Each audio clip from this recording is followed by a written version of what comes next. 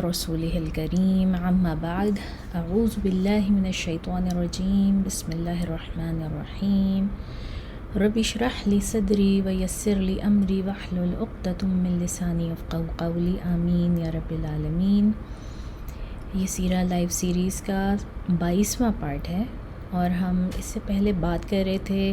مسلمانوں کے اوپر ہوئے ٹارچر کی، جو شدید قسم کا ٹارچر مسلمانوں کے اوپر کیا گیا صرف اس لیے کہ وہ اسلام قبول کر چکے تھے اور اس بات پہ راضی نہیں تھے کہ اپنا مذہب چھوڑیں، اور ان کو کس کس طرح سے اذیتوں کا نشانہ بنایا گیا۔ اور اگر ہم ٹائم لائن دیکھیں تو اس وقت یہ تقریباً تیسرا چوتھا سال ہے، ابھی اس سے زیادہ دیر نہیں ہوئی، ہمیں تقریباً تیسرا سال ہے،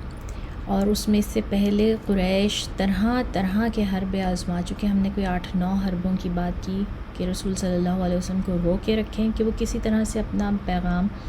کسی تک نہ پہنچائیں، لیکن وہ کامیاب نہیں ہو سکے اس میں۔ تو انہوں نے جو کمزور تھے وہاں کے، اس معاشرے کے جو کمزور ترین لوگ تھے، جو جس طرح کے جو سلیو کیٹیگری تھی، جو ان کے غلام تھے، جو انہوں نے پکڑ پکڑ کے غلام بنائے ہوئے تھے،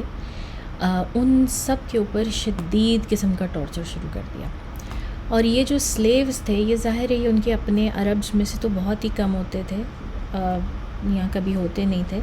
زیادہ تر جو ارد گرد کے ایریاز تھے وہاں سے پکڑے جاتے تھے۔ جیسے عبداللہ ابن مسعود جو ہیں وہ یمن سے تھے، اسی طرح سے صہیب الرومی جو ہیں وہ روم سے لائے گئے تھے، وہ عراقی تھے مگر وہ روم سے آئے تھے، اور اسی طرح سے اور بھی جتنے بھی بلال حبشی جو ہیں وہ نجاشہ سے یا ابسینیا سے آئے تھے۔ یہ سب دوسرے کیونکہ عرب جو ہیں وہ سب کو حقیر قوم سمجھتے تھے اپنے علاوہ جتنے دوسرے تیسرے لوگ تھے، اور یہ نیچرلی یہ ہر قوم کا ہی رہا ہے۔ رومنز بھی اپنے سے اپنی قوم کے علاوہ، اپنی چمڑی کے علاوہ ہر ایک کو نیچ سمجھتے تھے، تو وہ ہر ایک کو اپنا غلام بنا لیتے تھے۔ اسی طرح عربز اپنے علاوہ جو ان کو ملتا تھا اس کو غلام بنا لیتے تھے۔ تو یہ غلاموں کی تجارت جو یہ بڑی ہی عام بات تھی۔ تو ہم نے ان میں سے کچھ غلاموں کی بات کی، ہم نے بلال حبشی کی بڑی ڈیٹیل میں بات کی تھی لاسٹ ویڈیو میں۔ تو آج ہم کچھ اور جو غلام تھے وہاں پہ ان کی بات کرتے ہیں۔ ان میں ایک مدر ڈاٹر کا ڈو پیئر تھا جس کا نام تھا النہدیہ اور اس کی بیٹی۔ النہدیہ جو ہے یہ عبد الدار قبیلے سے تھی، اور یہ ایک عورت کی انڈر جو ہے وہ کام کرتی تھی، یا ان کی جو مالکہ تھی وہ ایک عورت تھی، اور جو ان کو بہت ٹارچر اور ابیوز کرتی تھی، ان سے بہت زیادہ کام لیتی تھی، اسپیشلی جب اس کو پتہ چلا کہ بیٹی اور ماں نے دونوں نے اسلام قبول کر لیا ہے تو اس کے بعد ان کی زندگی انبیئریبل ہو گئی۔ تو ایک دفعہ اس کی یہ جو عورت تھی، ان کی جو مسٹریس تھی، یہ مالکن جو تھی، اس نے ان کو بہت سارا آٹا پیسنے کے لیے دیا، بہت سارا گندم دیا کہ اس کا آٹا پیسو اور اس سے روٹیاں بناؤ، یہ جو بھی ان کے بریڈ کا طریقہ تھا، اس کو پیس کے گون کے اور اس کی روٹی بنا کے جاؤ۔ تو اس عورت کا جو ہے نا وہ بیسکلی بیکری کا بزنس تھا، تو وہ ایک بیکری سی رن کرتی تھی مکہ میں، اور اس وقت کام اسی طرح سے کام ہوتا تھا کہ یہ خود نہیں کرتے تھے، یہ مکہ کے جو قریش کے جو ایلیٹ لوگ تھے یہ لوگ خود اتنا کام نہیں کرتے تھے، بلکہ انہوں نے یہ اپنے غلام رکھے ہوئے تھے، اور یہ غلام جو تھے یہ ان کے لیے کام کیا کرتے تھے۔ تو اسی طرح یہ دونوں ماں بیٹی بھی جو ہے وہ اس عورت کے لیے اس کا جو بزنس تھا بیکری کا وہ رن کرتے تھے۔ جب اور ان کو مطلب ایک عام پریکٹس، ایک عام ٹارچر جو تھا نا، وہ بیچارے جو مکہ کے سلیوز تھے ان کے لیے وہ یہ تھا کہ ان سے جو آف ٹائم بھی ہوتا ہے نا اس میں بھی کام لیا جاتا تھا، ان کو سونے نہیں دیا جاتا تھا، ان کو کھانے کو نہیں دیا جاتا تھا، پینے کو نہیں دیا جاتا تھا، اور کانسٹنٹ کام لیا جاتا تھا یا پھر ٹارچر کیا جاتا تھا۔ تو ان لوگوں کے پاس کوئی وے آؤٹ نہیں تھا، اور ان کی ظاہر ہے ان کو پے نہیں ملتی تھی، جو غلام ہوتے ہیں ان کو پے نہیں ملتی، ان کی پے یہی ہوتی ہے کہ وہ وہیں رہتے ہیں اپنے آقا کے گھر میں ہی، یا ان کا کوئی سرونٹ کوارٹر ہو یا وہیں پر ایک کونے میں، اور مسلسل کام کرتے ہیں، اور صرف ان کو ایک جو پہنا ہوتا ہے انہوں نے کپڑا وہ، اور کھانا پینا، بس یہ ملتا، ان کو کوئی پے وغیرہ تو ملتی نہیں تھی۔ تو یہی حال ان سارے غلاموں کا تھا۔ تو اور اس نے جو عورت تھی جس نے النہدیہ کو اور اس کی بیٹی کو جو ہے وہ اپنا غلام بنایا ہوا تھا، وہ جا کے نا جو خانہ کعبہ کے جو اندر جو آئیڈلز تھے ان کے اوپر جا کے کھڑے ہو کے نا قسمیں کھاتی تھی کہ میں تم لوگوں کو تو کبھی بھی آزاد نہیں کروں گی، اور نہ ہی میں تم لوگوں کو چھوڑوں گی، اور نہ ہی میں تمہیں جو ہے نا وہ جانے دوں گی۔ ابو بکر صدیق رضی اللہ تعالیٰ عنہ نے بہت سارے غلاموں کو آزاد کرایا، ان میں سے یہ دونوں ماں بیٹی بھی تھیں۔ تو ان کا گزر ہوا، جب انہوں نے ان کی حالت دیکھی تو انہوں نے ان کی مالکہ سے جو ہے وہ ان کو بہت بھاری قیمت ادا کر کے خرید لیا اور فوری طور پہ آزاد کر دیا۔ مگر یہ اس قدر لوئل، پتہ نہیں کس مٹی کے بنے ہوئے یہ غلام تھے اس وقت کے، اور اسی وجہ سے ان کا اسٹیٹس اللہ تعالیٰ نے اتنا ہائی کیا ہے کہ اس بندی نے کہا کہ ٹھیک ہے، آپ کا بہت شکریہ، ہم بہت بہت اپریشیٹ کرتے ہیں کہ آپ نے ہمیں آزاد کیا، لیکن میری مالکہ نے یہ کام دیا تھا اور ہمیں یہ کام جو ہے وہ میں چاہتی ہوں کہ میں اس سے پہلے کہ میں یہاں سے نکلوں اپنی بیٹی کو لے کے، میں یہ کام مکمل کر دوں۔ اور وہ کام کیا تھا؟ یہی کہ اس کے پاس بہت سا جو ہے وہ گندم اور وہ تھا کہ اس نے اس کو پیس کے آٹا بنانا تھا اور اس کے بعد اس کی روٹیاں بنانی تھیں۔ تو یہ کام وہ کر کے جو ہے اپنا مکمل کر کے، اور کسی طرح سے وہ اپنی بیٹی کو لے کے اور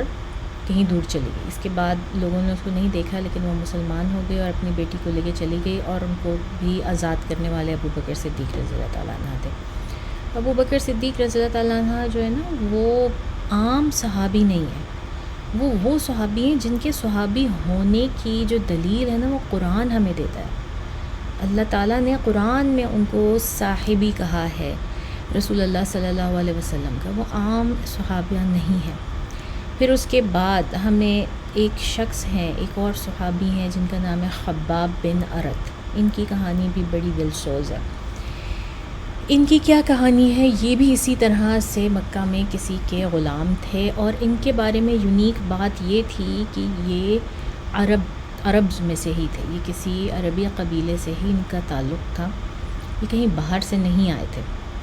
لیکن کس طرح پہنچے یہ غلامی میں، اور مکہ اور قریش کس طرح پہنچے یہ ہمیں نہیں معلوم، لیکن بہرحال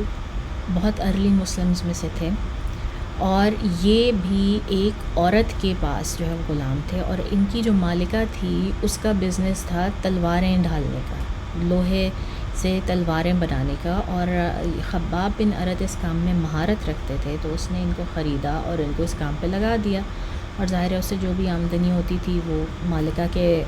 پاس جاتی تھی یا اس کے اکاؤنٹ میں جاتی تھی۔ خباب بن ارت نے جو ہے وہ کام کرنا شروع کیا، اور وہ سارا دن اس لوہے کی بھٹی میں کام کرتے تھے، سارا دن کرتے تھے۔ جب ان کی جو مالکن تھی اس کو پتہ چلا، بہت ہی کرول قسم کی عورت تھی، جب اسے پتہ چلا کہ خباب بن ارت نے بھی اسلام قبول کر لیا، اور پتہ بھی مکمل طور پہ نہیں چلا، کہہ دیں کہ اس کو بھنک پڑی کہ شاید انہوں نے بھی اسلام قبول کر لیا، تو پہلے تو اس نے یہ کیا کہ ایک پورا موب اکٹھا کیا، بہت سارے لوگوں کو اکٹھا کیا جو بڑے اپنے جاننے والے تھے، اور ان سے کہا کہ اس سے بلواؤ کہ یہ مسلمان تو نہیں ہو گیا کہیں۔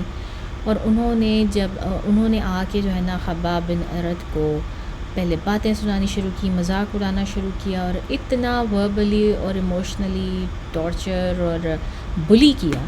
کہ خباب بن ارت نے کہا کہ ہاں میں نے اسلام قبول کر لیا۔ اور جب انہوں نے یہ کہا تو پھر یہ موب ان کے اوپر ٹوٹ پڑا، اور ان کو اتنا مارا پیٹا، اتنا زیادہ مارا پیٹا کہ بیسکلی ان کے ہوش جاتے رہے، اور وہ بے ہوش ہو گئے اور بے ہوش ہو کے پڑے رہے۔ اور جب ان کو ہوش آیا تو وہ بری طرح اوپر سے نیچے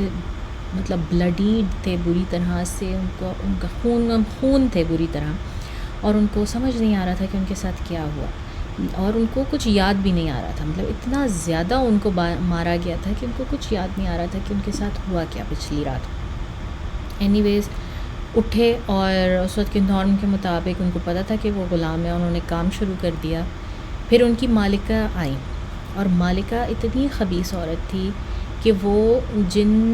آپ کو پتہ ہے کہ جس وقت لوہے کو بھٹی میں ڈالا جاتا ہے اور وہ پگھل جاتا ہے تو وہ کس ٹیمپریچر پہ ہوتا ہے، کس قدر وہ گرم ہوتا ہے، تو وہ پگھلا ہوا لوہے کی بار یا جو کچھ بھی وہ بنا رہے ہوتے تھے نا وہی لیتی تھی اور ان کی کمر داغتی تھی اس سے۔ بار بار، ایک دفعہ نہیں بار بار، اور ان کی چیخیں جو ہیں وہ سارا کا سارا مکہ سنتا تھا. تو اتنی زور زور سے ان کی چیخیں ہوتی تھی کہ ایک دفعہ رسول صلی اللہ علیہ وسلم وہاں سے گزر رہے تھے اور انہوں نے خباب کی چیخیں سنی، اور اس وقت اللہ تعالیٰ سے دعا کی کہ یا اللہ خباب کے لیے آسانی فرما، یا اللہ خباب کو اس کے دشمن کے اوپر فتح نازل فرما. اور پھر یہ رسول صلی اللہ علیہ وسلم کی دعا کا نتیجہ تھا کہ کچھ دن کے اندر اندر ہی ایک دن یہ انمار جو خباب بن ارد کی جو مالکہ تھی، یہ مسٹریس تھی، اس کا نام تھا انمار. وہ ایک دن صبح سو کر اٹھی اور واللہ علم اس کو کیا ہوا کہ وہ کتے کی طرح بیہیو کرنے لگی. جس طرح ریبی ڈاگ ہوتا ہے، کہتے ہیں کہ جب کتا کسی کو پاگل کتا کسی کو کاٹ لے تو وہ بھی جو ہے پاگل کتے کی طرح ایکٹ کرنے لگتا ہے. اس طرح ہانپنے لگی اور اس کی جو ہے وہ زبان باہر لٹکی ہوئی تھی، اور وہ اپنے چاروں مطلب پیروں ہاتھوں کے اوپر کرال کر رہی تھی کتے کی طرح، اور کسی کو سمجھ نہیں آ رہا تھا کہ اس کو کس قسم کا انفیکشن ہو گیا اور کس طرح کی اس کو بیماری ہو گئی. اور وہ اسی طرح سے جو ہے وہ بیہیو کرنے لگی. تو باہر سے کوئی جو اس وقت کے آپ کہہ لیں حکیم تھے یا ڈاکٹرز تھے یا بڑے جو جاننے والے تھے، وہ آئے اور انہوں نے کہا کہ اس عورت کا اور کوئی علاج نہیں ہے سوائے اس کے کہ اس کو داغا جائے، اس کو کوٹرائزڈ کیا جائے. جس طرح ہم دیکھتے ہیں اور جانتے ہیں کہ پچھلے زمانے میں بہت سارے انفیکشنز سے بچنے کے لیے جو زخم تھے ان کو داغا جاتا تھا. تو اور وہ ظاہر وہ گرم لوہے سے اس سے ہی داغا جاتا تھا تاکہ ان کا انفیکشن نہ پھیلے اور خون رسنا بند ہو جائے. تو اس عورت کو بھی جو ہے انہوں نے معلوم نہیں کس قسم کی بیماری ہوئی، لیکن اس عورت کے لیے بھی انہوں نے یہی سزا کہہ لیں یا آپ کہہ لیں کہ علاج اس کا یہ تجویز کیا کہ اس کو داغا جائے اور کمر پہ داغا جائے. اور اس کو کمر پر اتنی دفعہ داغا گیا کہ یہ اس کی وجہ سے مر گئی، اس کی تکلیف کی وجہ سے مر گئی. تو آپ دیکھیں اللہ تعالیٰ نے ہینڈ ان ہینڈ بالکل اسی وقت آپ جسے کہہ لیں کہ جو کچھ وہ خباب بن ارد کے ساتھ کرتی تھی، اللہ تعالیٰ نے اس کا بدلہ اس کو وہیں پر اسی وقت دیا. جس طرح کہ عربی میں کہا جاتا ہے نا الجزاء جنس العمل، بالکل وہی والی بات ہوئی کہ اس کو اس کا بدلہ جو ہے وہیں پر اس طرح سے ملا کہ سب لوگوں نے دیکھا کہ جو کچھ وہ کرتی تھی اس کو ویسی. اور آگے ہم دیکھیں گے بلال حبشی کا بھی جو مالک تھا اس نے جو کچھ کیا بلال حبشی کے ساتھ، اس کے ساتھ بھی ویسا ہی ہوا. لیکن یہ آگے آئے گی اسٹوری تو ہم دوبارہ اس کو ریویو کریں گے. ایک بار جب بہت عرصے میں خباب بن ارد جو ہے نا وہ تقریباً 37 آفٹر ہجرہ جو ہے وہ جیے. تو انہوں نے ابو بکر کا بھی جو ہے وہ دور دیکھا خلافت کا، عمر بن خطاب کا بھی اور عثمان کا بھی. عمر بن خطاب کے خلافت کے دور میں ایک دفعہ عمر بن خطاب نے پوچھا ان سے، وہ ان کے گھر آئے یا دربار یا واٹ ایور جو ان کی نادی تھی اس میں آئے. تو عمر بن خطاب نے خباب بن ارد سے پوچھا کہ آپ ہمیں انمار کے بارے میں کچھ بتائیں کہ وہ کس طرح سے آپ کو ٹارچر کیا کرتی تھی. تو خباب بن ارد نے بجائے اس کے کہ وہ کوئی بھی بات کرتے، انہوں نے اپنا کرتا اٹھایا اور اپنی کمر اپنی پیٹھ جو ہے نا سب کو دکھائی، اور وہ اس بری طرح سے جس طرح سے اسکوپڈ آؤٹ جلا کے اسکوپ آؤٹ کیا ہوتا ہے اس طرح سے ان کی کمر پہ جو ہے وہ نشانات ایسے تھے اور اتنی وہ پین فلی ٹارچرڈ تھی کہ سب لوگ جو دیکھنے والے تھے عمر بن خطاب بھی وہ بھی شوق میں آ گئے اور کہنے لگے واللہ میں نے اس طرح کی کوئی چیز کبھی زندگی میں نہیں دیکھی، یہ تو مطلب حد ہے، انتہا ہے ٹارچر کی. اور اس کے بعد عمر بن خطاب نے ان کو بہت زیادہ جو ہے نا انعام و کرام سے نوازا، اپنے ساتھ بٹھایا، ان کو بہت آنر کیا. اور یہ عمر بن خطاب کی عادت تھی جب ابو بکر صدیق رضی اللہ تعالیٰ عنہ خلیفہ بنے نا تو انہوں نے تمام مسلمانوں کا اسٹائپن ان کی جو سیلری تھی نا وہ ایک جتنی مقرر کی. انہوں نے کہا سب مسلمانوں کا درجہ جو اللہ کے نزدیک برابر ہے، تو میں کون ہوتا ہوں کسی کو زیادہ کسی کو کم دینے والا. انہوں نے سب کو ایک جیسا دیا. مگر عمر بن خطاب جو تھے وہ مختلف تھے ابو بکر سے. انہوں نے کہا کہ نہیں، جو لوگ تو پہلے اسلام لائے تھے نا ان کا جو اسٹائپن ہے، ان کی جو سیلری ہے نا وہ کہیں سے بھی ان کے برابر نہیں جو کہ بعد میں اسلام ہے. تو انہوں نے سب سے ہائیسٹ لیول جو سیلری کا تھا نا وہ ان لوگوں کے لیے مقرر کیا جو سب سے پہلے اسلام لائے تھے، اور ان میں یہ لوگ سب شامل تھے، صہیب الرومی، عمار بن یاسر، اور یہ خباب بن ارت، بلال حبشی، یہ سب لوگ جو یہ غلام لوگ تھے اور یہ جو انہوں نے شدید قسم کے ٹارچرز برداشت کیے تھے، ان کی سیلری کا رینک سب سے ہائی تھا، اور پھر اس کے بعد درجہ بدرجہ سب کی سیلری تھی۔ اور اس اثناء میں عمر بن خطاب خود کو جو ہے وہ تیسرے نمبر پر رکھتے ہیں، اپنی سیلری بھی وہ اس حساب سے ہی لیتے ہیں جس حساب سے وہ ایمان لائے تھے۔ تو اس طرح سے خباب بن ارد جو ہے نا وہ مطلب ان کی جان چھوٹی ام انمار سے، اور پھر رسول اللہ صلی اللہ علیہ وسلم نے، اچھا خباب بن ارد جو ہے نا وہ ان لوگوں میں سے تھے جنہوں نے جا کے رسول صلی اللہ علیہ وسلم سے ریکویسٹ کیا اور ان سے کہا کہ یا رسول اللہ صلی اللہ علیہ وسلم آخر کب تک جو ہے وہ ہم یہ ٹارچرز برداشت کرتے رہیں گے، کب اللہ تعالیٰ آپ کو فتح نصرت عطا فرمائے گا اور ہماری جان چھوٹے گی ان ٹارچر سے۔ تو رسول صلی اللہ علیہ وسلم نے جو ہے نا اس کا بڑا خوبصورت جواب دیا اور ان کو کہا کہ یقیناً وہ وقت آئے گا کہ اللہ تعالیٰ اپنا وعدہ پورا فرمائیں گے اور مسلمانوں کو فتح ہوگی، لیکن اور پھر اس کے بعد وہ مشہور حدیث ہے کہ یہاں تک کہ وہ وقت آئے گا کہ ایک عورت جو ہے وہ صنع سے حضر موت تک ٹریول کرے گی اور تنہا ٹریول کرے گی، اور اس کو کسی کا خوف نہیں ہوگا سوائے اللہ کے خوف کے یا اس بات کے کہ کہیں اس کی بھیڑ بکریاں جو ہیں وہ کوئی بھیڑیا نہ کھا جائے یا کوئی جنگلی جانور اس پہ حملہ نہ کر دے۔ اور پھر جو ہے غالباً یہ کانورسیشن ان کی ایک سے زیادہ دفعہ ہوئی رسول اللہ صلی اللہ علیہ وسلم کے ساتھ۔ ایک موقع پر رسول صلی اللہ علیہ وسلم نے فرمایا کہ واللہ اللہ تعالیٰ جو ہے وہ ابھی ہم اس طرح سے نہیں آزمائے گئے جس طرح سے ہم سے پہلے آنے والے نبی اور ان کی امتیں آزمائی گئیں، کیونکہ ہم دیکھیں اگر ماضی میں جو کرسچنز تھے اس سے پہلے کہ رومنز جو ہے وہ اس وقت کرسچینٹی قبول کرتے تو کس قدر بری طرح سے وہ پرسیکیوشن کا شکار تھی، یعنی کہ ایک دور میں وہاں پہ ایک بادشاہ تھا ان کا رومنز کا، جو کہ اسٹریٹس جو تھیں اس کی شہر کی، اس کے ملک کی جو گلیاں تھیں ان کو روشن کرتا تھا ہر روز کرسچنز کو جلا کے، یعنی ان کی باڈیز جو ہیں وہ جلنے کے لیے جلا کے جو ہے وہاں پہ کھڑی کر دیتا تھا، اور وہ مشال کا کام دیتی تھیں، اور وہ جو ہے پورے روڈز کو روشن اس سٹی کو روشن کیا جاتا تھا اس طرح کرسچنز کو جلا کے، مطلب اتنا شدید ٹارچر تھا کہ مسلمانوں ارلیسٹ مسلمز کے اوپر شاید ویسا ٹارچر نہیں گزرا جو کہ پچھلے دور میں اس وقت کے جو مسلمان تھے ان کے اوپر کیا گیا، اور بھی طرح طرح کے ٹارچرز ہیں۔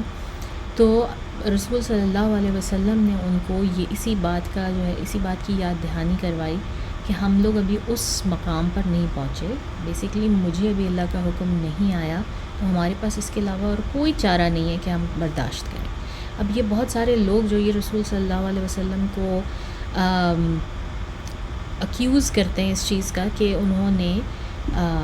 نے تلوار کے زور پہ اسلام پھیلایا اور وہ تو بس سارے کو مارتے گئے اور یہ کرتے گئے اور اسلام ایسے پھیلا، تو ان کو ضرور جو ہے نا وہ سیرت سننی چاہیے، سمجھنی چاہیے، اور اس بات کو سننا چاہیے کہ یہ 10 سال شروع کے جس طرح کا ٹارچر انہوں نے برداشت کیا اور جو ریٹیلیشن انہوں نے کی اس کے بعد جا کے، وہ قریش کے خلاف تھی، وہ ساری دنیا کے خلاف نہیں تھی، اور دنیا میں اسلام اس طرح سے نہیں پھیلا جس طرح سے آج جو ہے اس کی اشاعت کی جاتی ہے یا لوگوں کو بھڑکایا جاتا ہے۔ تو خیر، coming back to the story of Khabbab, رسول صلی اللہ علیہ وسلم سے خباب کی یہ بات چیت ہوئی، اور اس کے بعد جب ام انمار مر گئی اور خباب آزاد ہو گئے، مولا بن گئے، اور یہ بات ہم بار بار دہراتے ہیں کہ جو بھی غلام آزاد ہو جاتا تھا اس کو مولا کہتے ہیں، تو خباب بھی مولا بن گئے۔ تو ان کا جو بہت سب سے مشہور واقعہ ہے وہ یہ ہے کہ اتنا یہ قرآن جانتے تھے اور اتنا ان کی نالج تھی کہ یہ سیکریٹلی دعویٰ اور سکھانے کی، یعنی ٹیچنگ کے کام میں جو ہے نا وہ لگے ہوتے تھے، اور انہوں نے یہ کس کو ٹیچ کر رہے تھے؟ یہ فاطمہ بنت الخطاب، عمر بن خطاب کی بہن اور بہنوئی، جو ہم بہت جلد آگے جو ہے ان کا پورا قصہ پڑھیں گے، سنیں گے، ان کو جو ہے خباب بن ارت ان کو اسلام سکھا رہے تھے، اور جس وقت عمر بن خطاب وہاں تلوار لے کر آئے کہ ان کو ماریں، تو اس وقت خباب بن ارت کو انہوں نے چھپا دیا، اور پھر عمر بن خطاب نے اپنی بہن کے اوپر ہاتھ اٹھایا اور خباب بن ارت سامنے آئے، اور عمر بن خطاب کا دل اللہ تعالیٰ نے ایک دم موم کر دیا۔ تو خباب ہی وہ شخص تھے جو ان کو لے کر،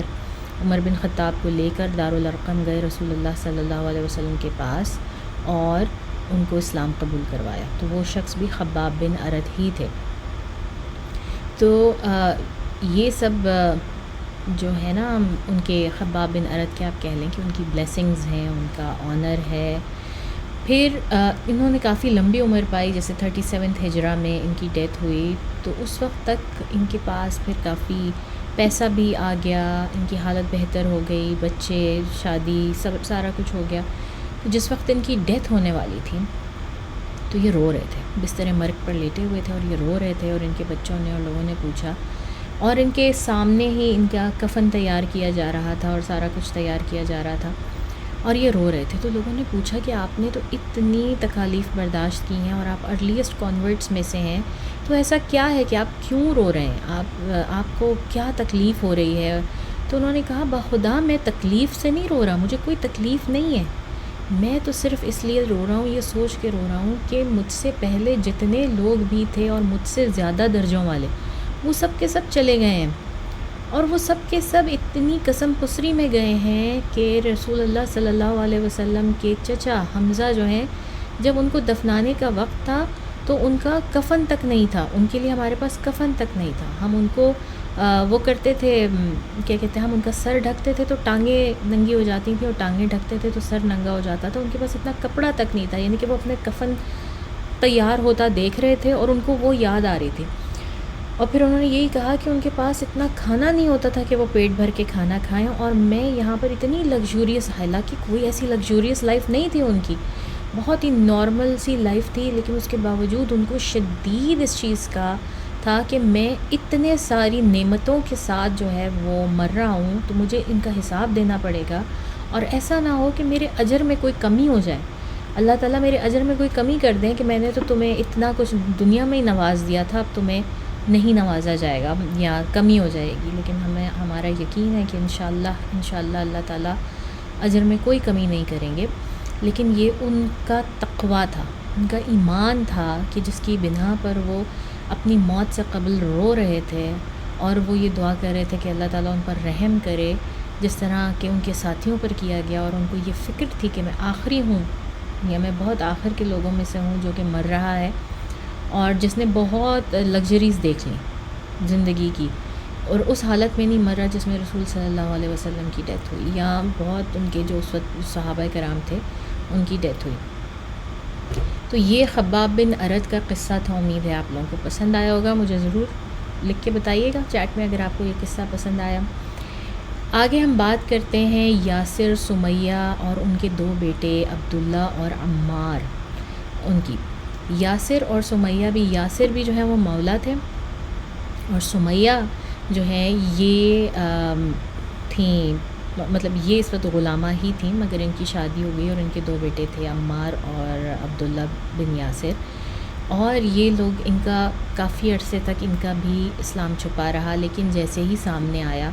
تو ان کو بہت شدید قسم کی جو ہے نا وہ ٹارچر کا سامنا کرنا پڑا، اور بندے کے اوپر ٹارچر ہو تو وہ ان اٹ سیلف بہت تکلیف دہ، پینفل چیز ہے، لیکن یہ کہ اگر اس کے ساتھ، اس کے سامنے اس کی فیملی کو بھی ٹارچر کیا جا رہا ہو نا، تو یہ اس سے بھی زیادہ پینفل چیز ہے، اور یہ پوری کی پوری فیملی کو ایک ساتھ ٹارچر کیا جا رہا تھا، اور شدید قسم کا، اور ان کو ٹارچر کرنے والا ابو جہل تھا، اور ابو جہل نے جو ہے وہ کوئی یعنی کہ حد نہیں چھوڑی تھی، اور صرف یہی وہ ان سے کہتا تھا کہ یہ اپنا اسلام اس کو ریبیوک کر دیں، اور اس کو لوگوں کو بتا دیں کہ جو ہے یہ مسلمان نہیں ہے اور لات اور عزیٰ کو ہی پوجتے ہیں، مگر یہ نہیں مانے۔ اور عمار کی عمر جو ہے نا وہ اس وقت تقریباً 15-16 سال، یعنی کہ ٹین ایجر ہے، وہ اس وقت ینگ، بالکل ینگ، ان کی 15-16 سال سے زیادہ عمر نہیں ہے، اور ان کے سامنے ان کے بھائی کو مارا گیا، ان کے والد کو، لیکن سب سے پہلے ان کی والدہ کو مارا گیا. اور ان کی والدہ کو ابو جہل نے کچھ کہا جس کے جواب میں جو ہے سمیہ نے ان کو کوئی جواب دیا، اور ابو جہل کو اتنا غصہ چڑھا کہ اس نے سمیہ کے پرائیویٹ پارٹس میں جو ہے نیزہ مارا، جس سے ان کی ڈیتھ ہوئی. اور کہتے ہیں کہ جو عمار ہیں ان کے ہسبینڈ ہیں، انہوں نے اس کے بعد اور زیادہ بولنا شروع کیا، اور وہ اپنی وائف کی اس حالت کو دیکھ کے اور اس کی ڈیتھ کو دیکھ کے برداشت نہیں کر سکے، اور وہ بھی جاں بحق ہو گئے.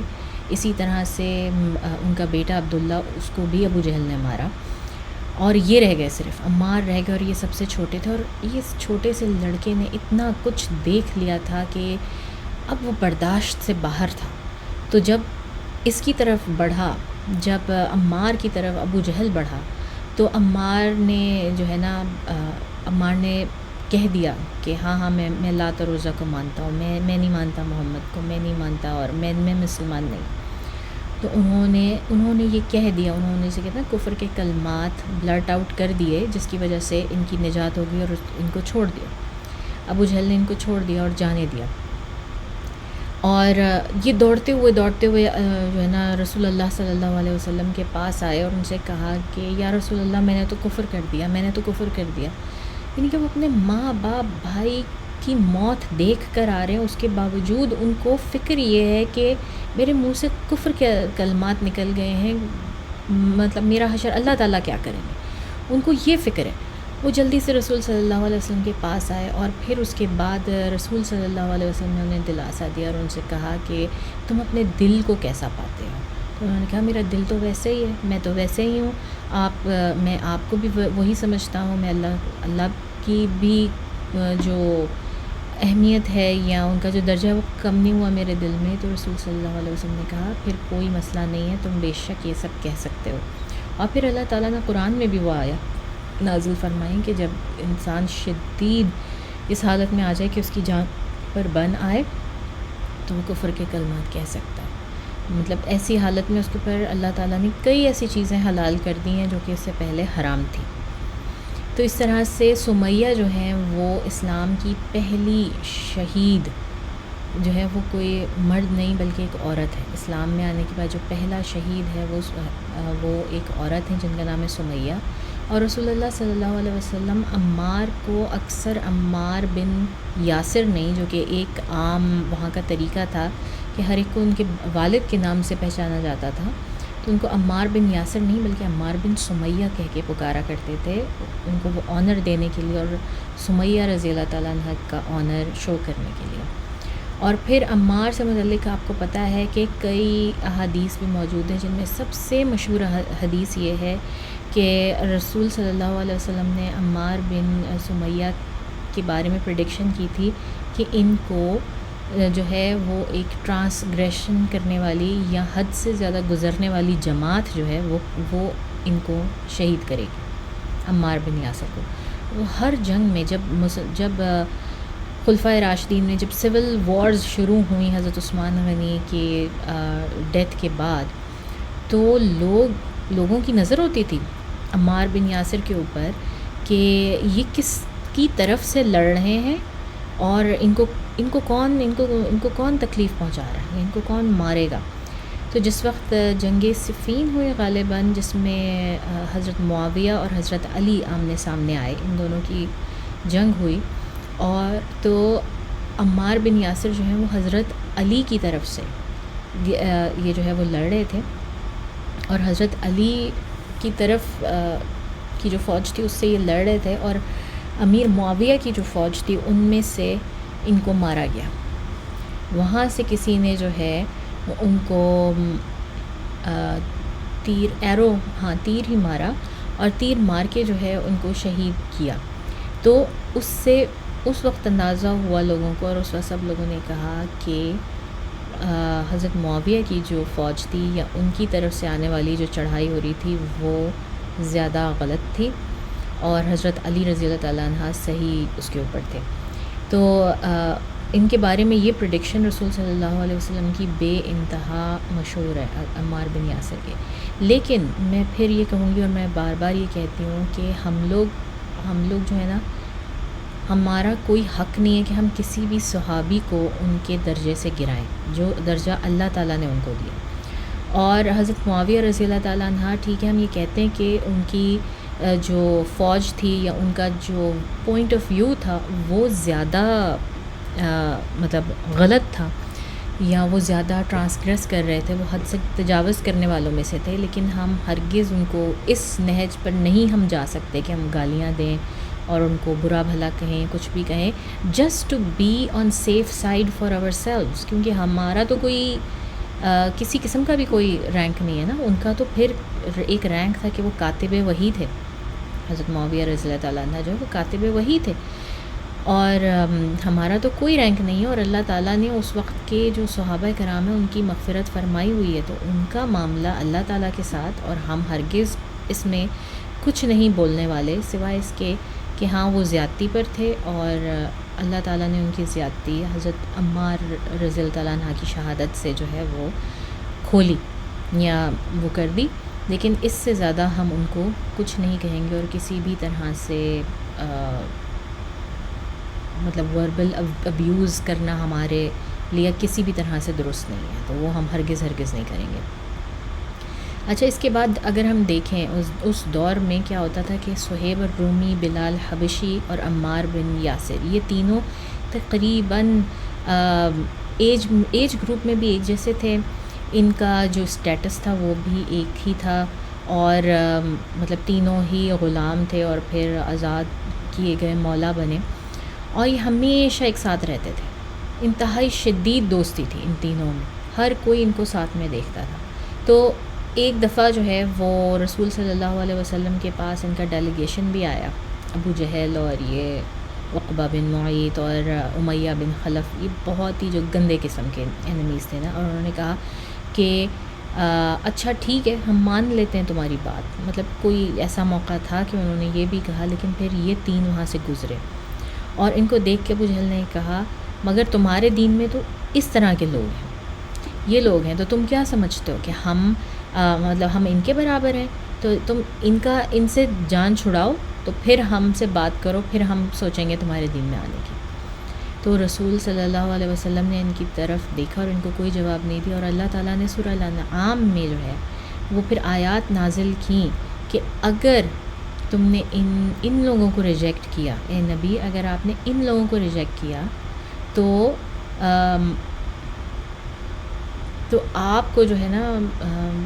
آپ خود خسارہ اٹھانے والوں میں سے ہوں گے. یہ دیکھیے، یہ اللہ تعالیٰ کے اتنے پیارے تھے اور اللہ تعالیٰ کو ان سے اتنی محبت تھی کہ اللہ تعالیٰ نے ان کے اوپر جو ہے نا وہ ہرگز ان کفار مکہ کے قریش کے جو ایلیٹ تھے ان کو بالکل اہمیت نہیں دی، اور صاف صاف اللہ تعالیٰ نے قرآن میں کہہ دیا کہ اگر ان لوگوں کو چھوڑا اے نبی تو یہ آپ خود خسارہ اٹھانے والوں میں ہوں گے، اور آپ کو اس کا جو ہے بہت بھاری وہ بھگتنا پڑے گا. تو رسول صلی اللہ علیہ وسلم نے قریش مکہ کی یہ جو ٹیکٹک تھی، یا یہ جو ان کا انہوں نے یہ چیز مانگی تھی ان سے کہ نہیں ان سارے غلاموں سے اور بیسکلی نچلے طبقے سے جان چھڑاؤ اور پھر ہم تمہارے ساتھ بات کریں گے، تو رسول صلی اللہ علیہ وسلم نے اس سے بالکل انکار کر دیا. تھوڑی بات کرتے ہیں صہیب الرومی کی. تو رومی کا مطلب جیسے ہم جانتے ہیں رومن سے آیا ہے، لیکن صہیب الرومی دکھنے میں بہت لگتے تھے رومن، لیکن اصل میں تھے نہیں، تھے عرب ہی. یہ عراقی تھے بیسکلی. عراق میں ان کو پکڑ کے بچپن میں غلام بنایا گیا اور ان کو روم لے جایا گیا، اور وہاں پر انہوں نے فل لاطینی زبان سیکھی. ان کی زبان لاطینی تھی اور یہ فلوئنٹ ہو گئے اور عربی بالکل بھول گئے. لیکن ان کو یہ یاد تھا کہ ان کی روٹس جو ہیں وہ عربی ہیں، یہ اصل میں رومن نہیں ہیں. تو یہ وہاں سے کسی طرح سے بھاگے اور کسی طرح سے یہ مکہ میں آئے. ہمیں ان کی پوری سٹوری نہیں معلوم، لیکن بہرحال یہ جو ہے وہ عبداللہ بن جدان کے سلیو بنے یا ان کے غلام بنے. عبداللہ بن جدان جو ہے نا وہ ان کے بارے میں ہم پہلے ہی بات کر چکے ہیں، اور وہ اچھے اور نوبل جو اینیمیز تھے جنہیں ہم کہتے ہیں اسلام دشمن تھے ان میں سے تھے. بہت زیادہ مطلب ٹارچرس نہیں تھے، بہت اچھی طبیعت کے تھے. تو صہیب الرومی جس وقت وہ غلام بھی تھے نا تو وہ ان کی حالت ان سب سے بہتر تھی. باقی تمام جتنے بھی غلام تھے ان سب سے بہتر تھی کیونکہ صہیب الرومی پڑھے لکھے تھے، پڑھنا لکھنا جانتے تھے، تو عبداللہ بن جدعان نے نا ان کو ایک طرح سے اپنا اکاؤنٹنٹ بنا لیا تھا. ان سے پڑھائی لکھائی کے اپنے کاروباری معاملات کے جو کام تھے وہ صہیب الرومی کے تھے. اور یہاں تک کہ یہ تک اس نے لکھوا دیا تھا کہ جس وقت اس کی اپنی ڈیتھ ہو جائے گی عبداللہ بن جدعان کی، تو صہیب الرومی جو ہے وہ آزاد ہو جائے گا. تو عبداللہ بن جدعان کی ارلی اس ایج میں ڈیتھ ہو گئی اور صہیب الرومی آزاد ہو گئے. تو یہ سب سے جسے کہتے ہیں نا مالدار مولا تھے. باقی جتنے بھی غلامان تھے وہاں پر ان میں سب سے بہتر ان کی حالت تھی، اور یہ سب سے بہتر اور مالدار مولا تھے کیونکہ انہوں نے یہ جو وہی اپنے تجارتی کام ہے اس کو جاری رکھا. انہوں نے اپنی آزادی جو ہے وہ ان کو ملی عبداللہ بن جدعان کی موت کے بعد، اور یہ وہ کام کرتے رہے. اس طرح سے پھر جس وقت انہوں نے جتنا بھی مطلب اپنا جو کام کیا تھا اور سارا کچھ کیا، اس کا یہ مطلب نہیں تھا کہ یہ پرسیکیوشن سے، یہ ٹارچر سے بچے. ان کو بھی طرح طرح کے ٹارچر اٹھانے پڑے. جس وقت یہ کر رہے تھے، اپنی ہجرت کر رہے تھے مدینہ کی طرف، اور انہوں نے ہجرت کی تھی رسول صلی اللہ علیہ وسلم کی ہجرت کے بعد. تو یہ ہجرت جس وقت کرنے جا رہے تھے تو لوگوں نے ان کو روک لیا رستے میں، اور ایک موب سا پورا جو ہے وہ اکٹھا ہو گیا اور اس نے روک لیا، اور انہوں نے کہا کہ ہم تمہیں نہیں جانے دیں گے کیونکہ تم یہاں پہ کھا پی کے پلے بڑے ہو، تمہارا مالک یہاں پہ تھا، تو ہم تو نہیں تمہیں جانے دیں گے اس طرح. تو صہیب الرومی نے اپنا جو ہے نا وہ تلوار، اپنی بو اینڈ ایرو نکالا اور ان کو کہا کہ یہ میرے کویور میں جتنے ایروز ہیں، جتنی بھی میرے پاس یہ تیر ہیں، تم لوگ جانتے ہو کہ میں کس قسم کا تیر انداز ہوں. ان میں سے کوئی ایک تیر بھی نہیں بچے گا اور تم میں سے کوئی ایک نہیں بچے گا. جب تک یہ تیر ختم نہیں ہو جاتے میں چلاتا رہوں گا، اور میں نہیں دیکھوں گا کہ کون سامنے آ رہا ہے اگر تم لوگوں نے میری طرف ایک بھی قدم بڑھایا. اور پھر جب یہ میرے تیر ختم ہو جائیں گے تو اس کے بعد میں اپنی تلوار نکالوں گا اور اس وقت تک تلوار چلاؤں گا جب تک کہ یہ بالکل کھونڈی نہیں ہو جاتی، بالکل تلوار جو ہے میری ڈل نہیں ہو جاتی تم لوگوں کے خون اور ہڈیوں پہ مار مار کے. تو جس کو اپنی جان عزیز نہیں ہے تو وہ آئے میرے سامنے اور آ کے جو ہے نا وہ مقابلہ کرے مجھ سے. لوگ ڈر گئے، ان کو اتنا نہیں تھا کہ وہ جو ہے اپنی جانوں پہ کھیلتے، حالانکہ اٹ واز لائک 1:10 کا ریشیو تھا. اکیلے تھے صہیب الرومی اور یہ پورا موب تھا، لیکن ان میں سے کوئی آگے نہیں بڑھا. لیکن وہی بات کہ پھر انہوں نے یہ کہنا شروع کر دیا کہ تم نے جتنی دولت کمائی ہے، جو کچھ بھی کمایا ہے، جو کچھ بھی کیا ہے، وہ سب کا سب یہاں پہ وہ واپس کر کے جاؤ. اگر وہ واپس نہیں کرو گے تو ہم تمہیں جانے نہیں دیں گے. تو صہیب الرومی نے اپنا سارا کچھ جو ساتھ میں لے کے جا رہے تھے وہ پورا کا پورا سامان جو ہے نا وہ ان کے سامنے پھینک دیا. نہ صرف وہ پھینک دیا بلکہ یہ بھی ان کو بتا دیا کہ فلانے مقام کے اوپر میری مزید دولت پڑی ہے، جاؤ وہ بھی لے لو. تو انہوں نے اپنا سارا کچھ جو ہے نا وہ وہاں پر ان کو چھوڑ کے، یہاں تک کہ پیر کے جوتا تک، اور وہ بے انتہا قسم پسری کی عالم میں رسول صلی اللہ علیہ وسلم کے پاس قباء کے مقام پر پہنچے. اور جس وقت وہ قباء پہنچے اس وقت ان کی حالت یہ تھی کہ وہ رینگ رہے تھے، وہ لٹرلی زمین پر رینگ رہے تھے، کیونکہ اب ان کے پاس نہ کھانا تھا، نہ پانی تھا، نہ کوئی سامان تھا. جو سواری تھی وہ بھی ان کو دینی پڑی. وہ پیر پہ چل کے انہوں نے وہ سارا کا سارا سفر طے کیا، اور وہ لٹرلی رینگتے ہوئے وہاں تک پہنچے. اور رسول صلی اللہ علیہ وسلم نے خود ان کو اٹھا کے ان کے چہرے سے مٹی جھاڑی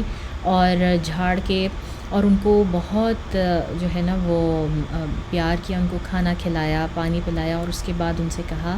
کہ صہیب تم جو تجارت کر آئے ہو نا، تم بہترین تجارت کر آئے ہو، تم بہترین تجارت کر کے آئے ہو، اور یہ اللہ کی نظر میں بہترین تجارت ہے. تو صہیب الرومی نے کہا کہ یا رسول اللہ صلی اللہ علیہ وسلم، آپ تک یہ خبر یقیناً جبرائیل علیہ السلام کے علاوہ اور کوئی نہیں پہنچا سکتا.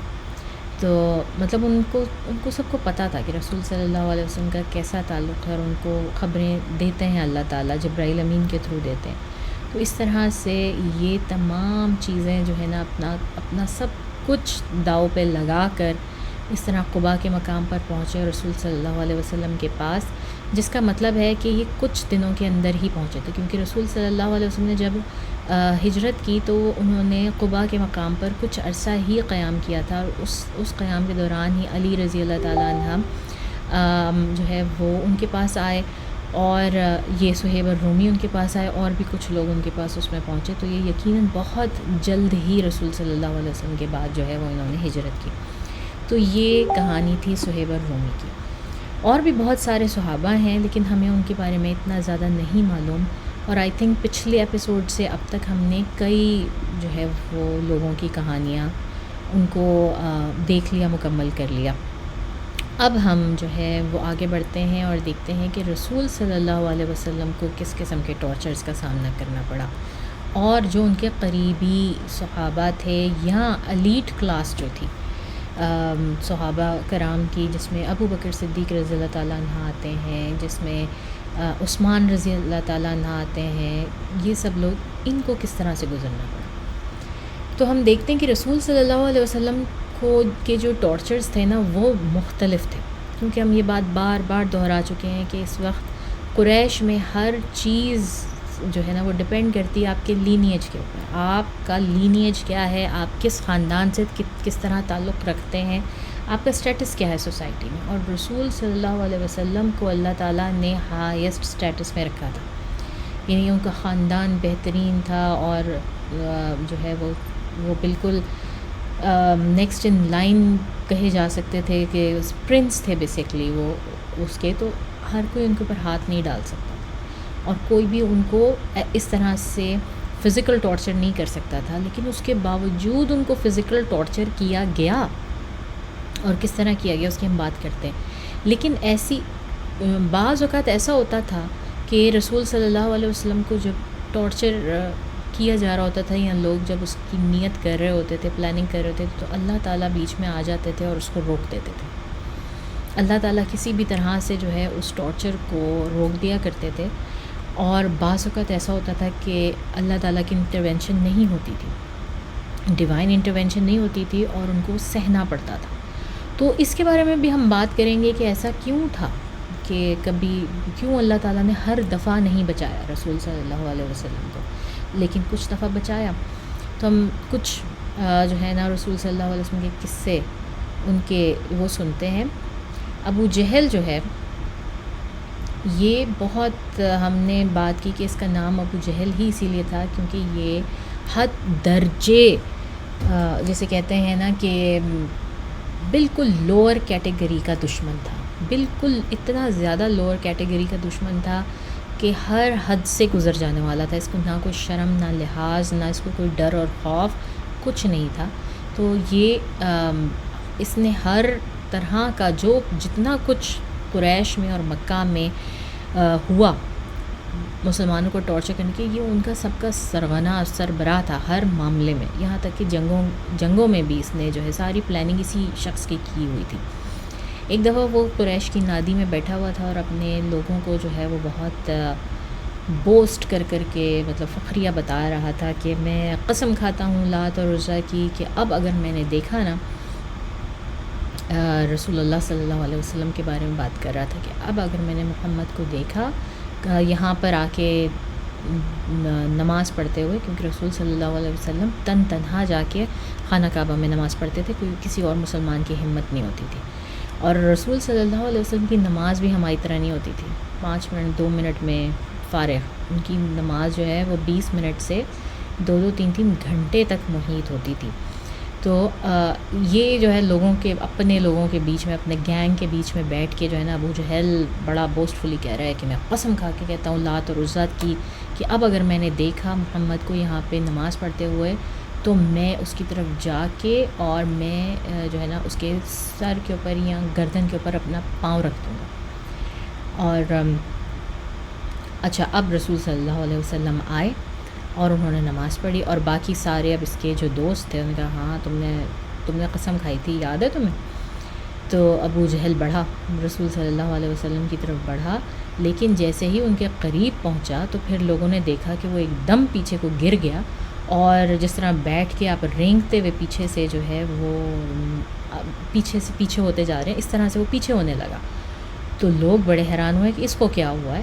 تو جب وہ اور پھر اٹھا اور بھاگ کے واپس آ گیا اپنے لوگوں کے بیچ میں, تو لوگوں نے کہا کہ یہ تمہیں کیا ہوا تھا بھائی, تم تو بڑی بھڑکیاں مار کے گئے تھے کہ یہ کرو گے اور وہ کرو گے. تو کہنے لگا میں نے ان کے یعنی کہ رسول صلی اللہ علیہ وسلم کے اور اپنے بیچ میں ایک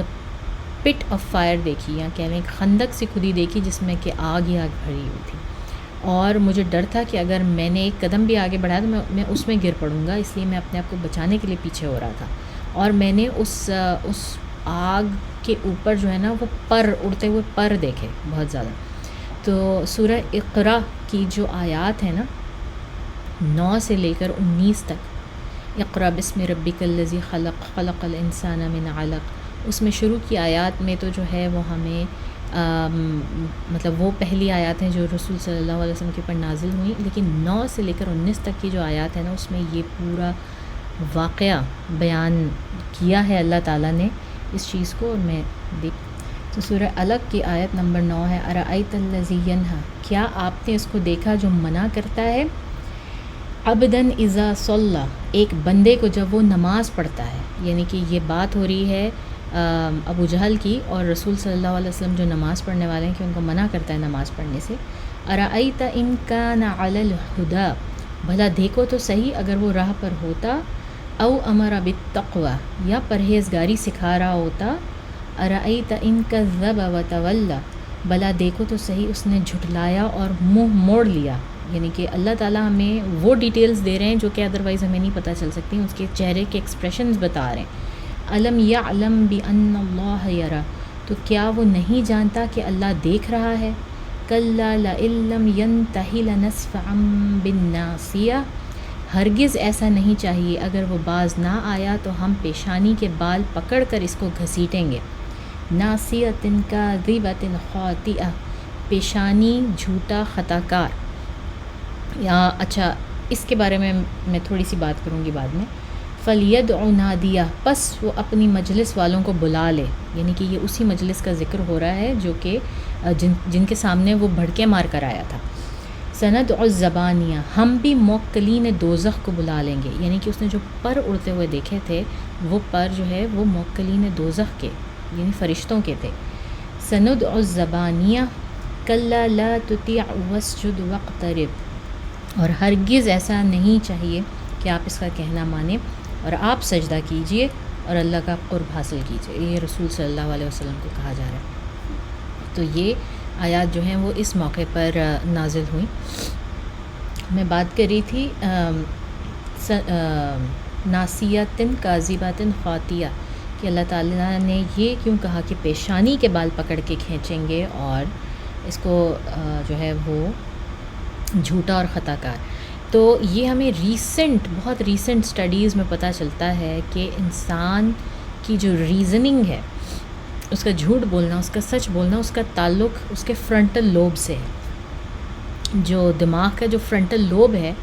اس سے اس کا تعلق ہے، اور یہ ہمیں ابھی پتہ چلتا ہے، لیکن اللہ تعالیٰ ہمیں جگہ جگہ جو ہے نا وہ یہ چیز دیتے ہیں۔ اور میرے لیے یہ چیز بڑی وہ تھی کہ بال پیشانی پہ کیوں، پیشانی سے پکڑ کے کیوں کھینچا جائے گا، اور مطلب بال تو پیچھے ہیں اور پیچھے سے پکڑ کے کیوں نہیں کھینچا جائے گا۔ تو پھر یہ بات کلیریفائی ہوئی ابھی ریسنٹ ایئرز میں کہ فرنٹل لوب جو آپ کے دماغ کا ہے، یا یہ جو پیشانی کا حصہ ہے، اصل میں یہ وہ جگہ ہے جو کہ اس بات کی رسپانسبل ہے کہ آپ کس طرح سے ریزننگ کرتے ہیں،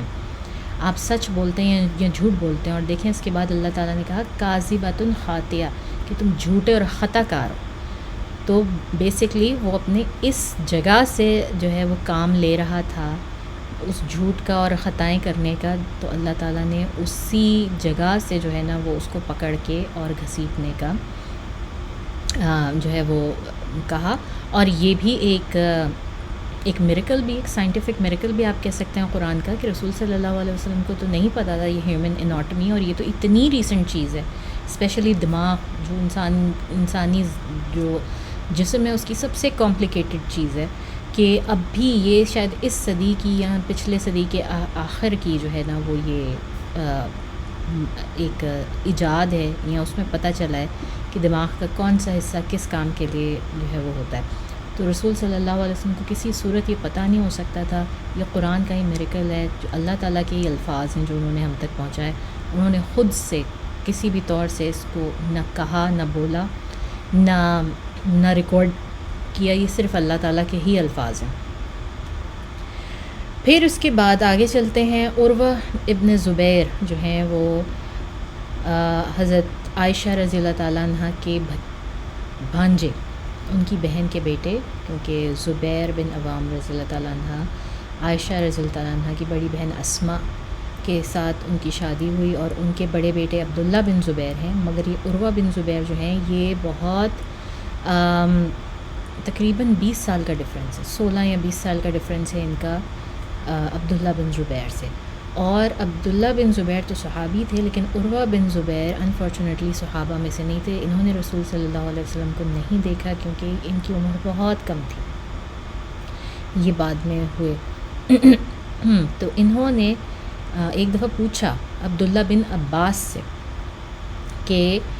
آپ مجھے بتائیں کہ سب سے بری چیز جو رسول اللہ صلی اللہ علیہ وسلم کے ساتھ پیش آئی، یا جو سب سے برا ٹارچر تھا جو کوئی آپ نے دیکھا ہو، آپ مجھے بتائیں، کوئی اس کے بارے میں بتائیں. اب ظاہر ہے یہ ایک اگلی نسل ہے جو کہ کیوریس ہے، اور جنہوں نے اتنا کچھ سنا ہے اپنے بڑوں سے رسول اللہ صلی اللہ علیہ وسلم کے بارے میں، تو یہ ہر ڈیٹیل ان سے جاننا چاہتے ہیں. تو یہ پوچھ رہے ہیں عبداللہ بن عباس سے کہ آپ مجھے بتائیں کہ ایسا مطلب رسول صلی اللہ علیہ وسلم کے ساتھ اگر کچھ ہوا ہو تو بتائیں. تو عبداللہ بن عباس جو ہیں وہ کہتے ہیں کہ رسول صلی اللہ علیہ وسلم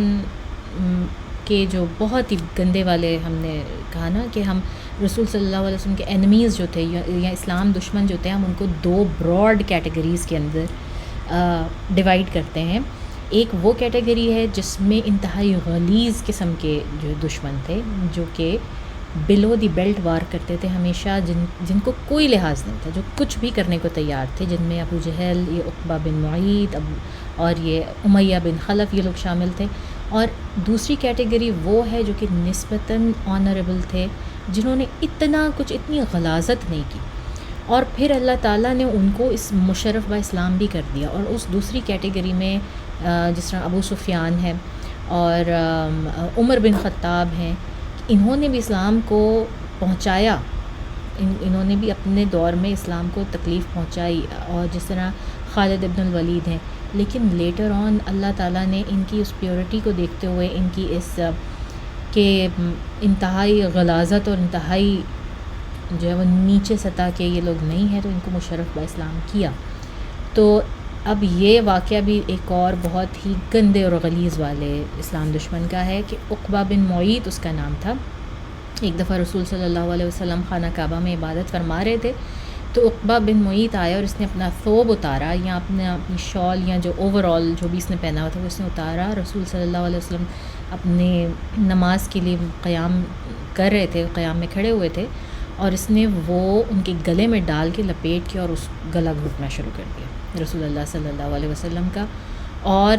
رسول صلی اللہ علیہ وسلم کو نیئرلی بالکل چوک کر دیا. تو کسی نے، اور یہ دور سے کھڑے ہو کے عبداللہ بن مسعود نہیں دیکھ رہے تھے، یہ انہوں نے عبداللہ بن عباس نے دیکھا. تو کہتے ہیں کہ ان لوگوں نے جا کے جلدی سے ابو بکر کو خبر کی کہ جو ہے نا رسول صلی اللہ علیہ وسلم کے ساتھ یہ ہو رہا ہے خانہ کعبہ میں. آپ دیکھیں کہ رسول صلی اللہ علیہ وسلم کے ساتھ صرف نماز کے دوران کیا کیا کچھ ہو رہا ہے خانہ کعبہ میں، اور پھر بھی وہ تنہا نماز پڑھنے سے باز نہیں آ رہے. کیا ان کی ڈیڈیکیشن ہے، کیا ان کی موٹیویشن ہے، اور کتنے کوئی وہ بہادر ہیں، کتنے وہ فیئر لیس ہیں کہ ان کو یہ بھی پتہ ہے کہ ابھی اللہ تعالیٰ نے حکم نہیں دیا کہ وہ واپس کسی قسم کا ریٹیلیشن کر سکتے ہیں. اس کے باوجود وہ وہاں پہ جا رہے ہیں اور نماز پڑھ رہے ہیں کھڑے ہو کے، اور ان کے اوپر یہ دوسرا اٹیمپٹ ہو رہا ہے جو ان کو مارنے کے لیے کیا جا رہا ہے. اور ابو بکر آئے بھاگتے ہوئے، اور انہوں نے آ کے جو ہے وہ پکڑ کے کھینچا اس کو، کیا نام تھا اس کا، عقبہ بن معیط، اس کو کھینچا اور اس کو کھینچ کے اس کو پٹخا، اور اس کے بعد جو ہے وہ مشہور ترین الفاظ کہے جو اللہ تعالیٰ نے ریکارڈ کیا قرآن میں کہ کیا تم ایک شخص کو صرف اس لیے قتل کر دو گے کہ وہ یہ کہتا ہے کہ میرا خدا اللہ ہے اور میرا رب صرف اور صرف اللہ ہے. اور اللہ تعالیٰ نے یہ لفظ جو ہے ان کے قرآن میں باقاعدہ جو ہے وہ کہ اسی طرح سے ابو بکر کے یہ الفاظ جو ہیں وہ بالکل اسی طرح سے قرآن میں ہمیں ملتے ہیں. اور اس طرح کے ابو بکر نے رسول اللہ صلی اللہ علیہ وسلم کو بچایا، لیکن انہوں نے اس وقت رسول صلی اللہ علیہ وسلم کو تو چھوڑ دیا، اور ابو بکر کو اتنا پیٹا، اتنا بری طرح سے پیٹا، یہاں تک کہ ابو بکر صدیق رضی اللہ تعالیٰ عنہ کی جو ناک ہے وہ ٹوٹ گئی، اور عتبہ بن ربیعہ نے جو ہے نا کوئی لوہے کا کوئی اس طرح کا جوتا پہنا ہوا تھا جس کا میٹل ٹو تھا، اور اس نے اس سے ابو بکر رضی اللہ تعالیٰ عنہ کو اس نے اتارا اور ابو بکر کے سر پہ مارنا شروع کر دیا وہ جوتا اس نے۔ ابو بکر کی ناک ٹوٹ گئی اور بے انتہا خون بہا، اور اس اثناء میں لوگ رسول صلی اللہ علیہ وسلم کو اٹھا کے لے گئے، ان کو ایک جگہ لے گئے، اور پھر اس کے بعد مسلمان آئے اور انہوں نے ابو بکر کو اٹھایا، وہ بے ہوشی کی حالت میں تھے، اور ان کو لے گئے اور ان کی ماں کے گھر ان کو لے گئے۔ ابو بکر رضی اللہ عنہ کی جو ماں تھی ان کا نام تھا ام خیر، تو ان کو وہاں پہ لے جایا گیا، اور وہ 2 دن کے بعد ہوش میں آئے، اور وہ ان کی ٹیک کیئر کرتی رہیں اور سارا کچھ۔ اور جب وہ ہوش میں آئے تو انہوں نے اپنی والدہ سے پہلا سوال یہ کیا کہ میرے صاحب کیسے ہیں، رسول اللہ صلی اللہ علیہ وسلم کیسے ہیں، ان کا کیا حال ہے، مجھے ان کے بارے میں بتائیں، وہ میرے ساتھ تھے جس وقت میرے ساتھ ہی ہو رہا تھا، ان کے ساتھ بھی ایسا ہی کچھ ہو رہا تھا، وہ کہاں ہیں، وہ کیسے ہیں؟ تو ام خیر نے کہا کہ واللہ مجھے کچھ نہیں معلوم کہ محمد کہاں ہیں اور ان کا جو ہے ان کا کیا حال ہے۔ تو جس پر ابو بکر نے جو ہے ایک طرح سے نا قسم کھا لی کہ میں نہ کچھ کھاؤں گا نہ پیوں گا جب تک کہ میں پہلے دیکھ نہیں لیتا کہ رسول اللہ صلی اللہ علیہ وسلم کی حالت کیسی ہے۔ اچھا، آن دی ادر ہینڈ ہم یہ بھی بات کر چکے ہیں کہ ابو بکر بھی ایک بڑے قبیلے سے تعلق رکھتے تھے، اور وہ بھی ایک پرنس کی طرح تھے اپنے قبیلے میں، بنو تمیم۔ تو ان کے لوگوں نے آ کے ان کو بچایا، بنو تمیم نے آ کے بچایا، not necessarily everyone was a Muslim there. تو انہوں نے جب آ کے ان کو بچایا اور ان کو اٹھا کے لے کر گئے تو انہوں نے قسم کھائی اس وقت کہ اگر جو ہے وہ اگر ابو بکر کی ڈیتھ ہو جاتی ہے اس حالت میں اور وہ ہوش میں نہیں آتے تو وہ پبلکلی جو ہے نا ابو جہل کو، عقبہ بن معیط کو اور عتبہ بن ربیعہ کو ان کو قتل کریں گے۔ بنو تمیم نے بیسکلی سول وار کی تیاری کر لی تھی پوری کی پوری ابو بکر کی اس حالت کے اوپر، لیکن ابو بکر کو ہوش آ گیا اور انہوں نے اپنی والدہ سے کہا کہ ان کا پتہ کریں۔ تو ان کی والدہ نے کہا مجھے تو کچھ نہیں پتہ کہ محمد کہاں ہیں اور کس حال میں ہیں۔ تو ابو بکر نے ان کو کہا کہ اچھا آپ جو ہے نا ایسا کریں کہ آپ جائیں ام جمیل کے پاس جائیں اور ان کو معلوم ہوگا۔ تو ام جمیل جو ہیں وہ عمر بن خطاب کی بہن تھیں، اور وہ بھی ارلی کانورٹس میں تھے۔ ابھی ہم نے بات کی کہ خباب بن ارت ان کے ٹیچر تھے۔ ان کے پاس گئیں، ام جمیل کے پاس گئیں اور ان سے جا کے کہا کہ جو ہے وہ میرا بیٹا محمد کے بارے میں پوچھتا ہے، اور ام خیر جو ہیں ابو بکر کی والدہ جو انہوں نے اسلام قبول نہیں کیا تھا، تو انہوں نے جب جا کے پوچھا تو ام جمیل نے کہا کون محمد، کیسے محمد، میں تو کسی محمد کو نہیں جانتی، اور آپ جائیں یہاں سے، مجھے کسی کا نہیں معلوم۔ بیسکلی انہوں نے اپنے آپ کو پروٹیکٹ کرنے کی کوشش کی۔ تو ام خیر کو سمجھ میں آ گیا، وہ واپس گئیں اور جا کے اور انہوں نے جو ہے ام جمیل سے پھر ایک دفعہ پھر جا کے کہا کہ اچھا ٹھیک ہے، پھر آپ میرے بیٹے کے پاس چکر لگا لیں، پھر آپ کو جو ہے نا ابو بکر بلاتے ہیں، آپ ان کے پاس چکر لگا لیں، ان سے ملنے آ جائیں۔ ام جمیل ان کے پاس ملنے کے لیے گئیں تو ابو بکر نے ان سے پوچھا، اور ام جمیل ان کی حالت دیکھ کے مطلب چیخنے لگیں اور ایک دم پینک ہو گئی کہ لوگوں نے یہ کیا کیا ہے آپ کے ساتھ، کس طرح سے آپ کو پیٹا ہے، کہ اللہ جو ہے وہ آپ کے بہاف پہ ان سے ریونج لیں، اللہ کرے کہ وہ جس طرح بد دعائیں ہم دیتے ہیں تو اس طرح دینے لگیں۔ تو ابو بکر نے کہا کہ بس مجھے یہ بتاؤ کہ رسول اللہ صلی اللہ علیہ وسلم کا کیا حال ہے۔ تو ام جمیل ایک دم سے خاموش ہو گئیں، ہوش میں آئیں، ان کو آیا کہ اچھا یہاں پر تو اس محفل میں تو کافر بھی موجود ہیں، یعنی کہ ان کی والدہ موجود ہیں، تو وہ خاموش ہو گئیں۔ تو ابو بکر نے کہا کہ ان کے بارے میں فکر نہ کریں، میری والدہ کے بارے میں یہ ہمارے ساتھ ہیں، آپ مجھے بتائیں۔ تو ام جمیل نے کہا کہ وہ الحمدللہ ٹھیک ٹھاک ہیں اور محفوظ ہیں۔ تو ابو بکر نے پوچھا کہ کہاں ہیں، تو انہوں نے کہا کہ دارالارقم میں ہیں، اور دارالارقم کے بارے میں بھی ہم ڈیٹیل میں بات کریں گے۔ تو ابو بکر نے کہا کہ چلیں اور مجھے وہاں لے کر چلیں، اور ابو بکر نے پانی کا سپ تک نہیں پیا، ایک گھونٹ نہیں بھرا، اور وہ اسی حالت میں دونوں ام جمیل اور انہوں نے ویٹ کیا کیونکہ دوپہر کا وقت انتہائی شدید گرمی کا وقت ہوتا تھا اور سب لوگ اپنے اپنے گھروں میں حجروں میں گھس جاتے تھے اور آرام کرتے تھے. تو اس وقت یہ لوگ اٹھے جب ان کو یہ خدشہ ختم ہو گیا کہ کوئی ہوگا باہر. اور ابو بکر جمیل اور خیر اپنی والدہ کے سہارا لے کر جو ہے دارالارقم گئے اور رسول صلی اللہ علیہ وسلم کو انہوں نے دیکھا اور ان کو بہت شدید طریقے سے ان کو گلے لگا لیا اور بہت بری طرح سے رونے لگے اور رسول صلی اللہ علیہ وسلم ان کے آنسو پوچھنے لگے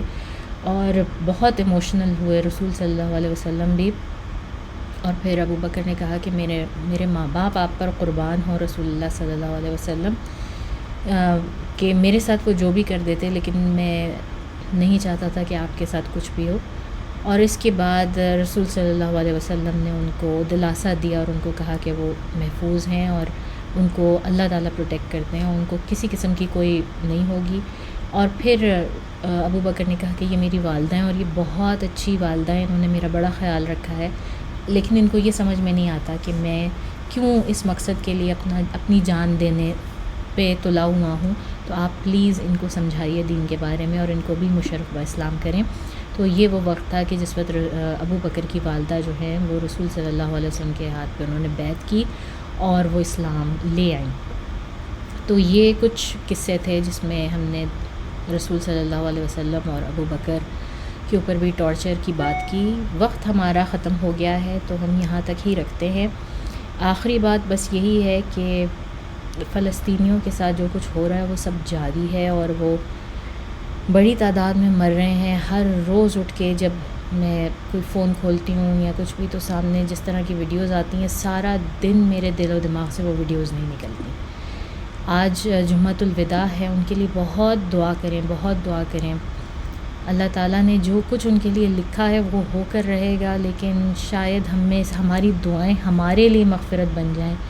کیونکہ اس وقت مسلمان ہو کر ہمارے اوپر سب کے اوپر فرض ہے ان کی مدد کرنا اور ہم کچھ بھی نہیں کر پا رہے ہیں. تو اس لیے ان کو دعاؤں میں ضرور یاد رکھیں، مجھے بھی اپنی دعاؤں میں یاد رکھیں، میرے بچوں کو بھی اور پوری امت مسلمہ کو اپنی دعاؤں میں یاد رکھیں. کیونکہ جس وقت ہم امت کے لیے اور دوسرے مسلمانوں کے لیے دعا کرتے ہیں تو وہ پہلے ہمارے لیے ہمارے حق میں قبول ہوتی ہے اور پھر ان کے لیے ہوتی ہے. تو آخر دعوانا الحمد للہ رب العالمین. سبحانک اللہم نشہد ان لا الہ الا انت نستغفرک ونتوب الیک. السلام علیکم ورحمۃ اللہ وبرکاتہ.